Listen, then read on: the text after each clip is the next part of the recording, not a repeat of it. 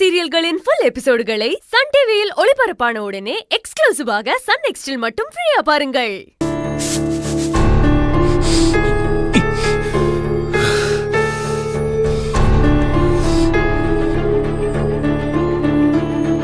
ஏங்க ஏன் இப்படி இருக்கீங்க? என்ன ஆச்சு? இதுக்கு மேல என்ன ஆகணும்? நாமளும் எவ்வளவு வருஷம் தான் கஷ்டப்படுறது. ஏதோ ஒரு தொழில் நல்லபடியா போகுதுன்னு நினைச்சா இவளுக்கெல்லாம் எங்க இருந்தா வருவாங்கன்னு தெரியல. யார சொல்றீங்க? என்ன சொல்றீங்க? வேற யாரு? அந்த பூர்ணிமா தான். எனக்கு வர கோவத்துக்கு அவ கழுத்தை பிடிச்சு நெரிச்சு கொண்டுலாம் போல இருக்கு. இப்ப எதுக்கு இவ்வளவு கோவப்படுறீங்க? பின்ன என்ன பண்ண சொல்ற ராதா? கொஞ்சமாவது மனுஷனை நிம்மதியா இருக்க விடுறாளா?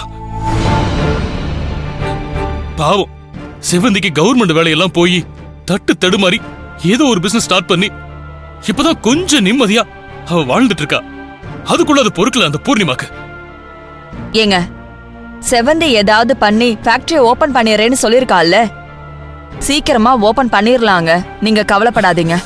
அட ஏறாத, நீ வேற இதையே நம்பிக்கிட்டு இருக்க.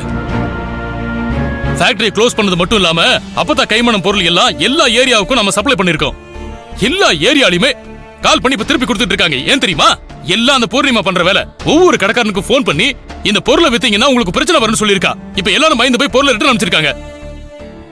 ஒவ்வொரு கடையில இருந்து போன் வரும்போதெல்லாம் ஒவ்வொரு நிமிஷமும் அந்த சத்தத்தை கேட்டாலே ஹார்ட் அட்டாக் வர மாதிரி இருக்கு. இல்ல, இவளை எல்லாம் இப்படி விட்டா சரி வராது. இவளை ஏதாவது ஒண்ணு பண்ணாதான் சரியா வரும். இந்த தடவை நான் ஏதாவது ஒண்ணு பண்ணிட்டு ஜெயிலுக்கு கூட போறேன். இவ உயிரோட மட்டும் இருக்க கூடாது. இவ இருந்தா தானே எல்லாருக்கும் பிரச்சனை கொடுத்துட்டே இருக்கா.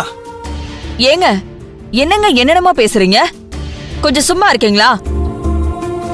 எப்ப பார்த்தாலும் ஏதாவது ஒண்ணு பண்ணிட்டு ஜெயிலுக்கு போறேன்னுட்டு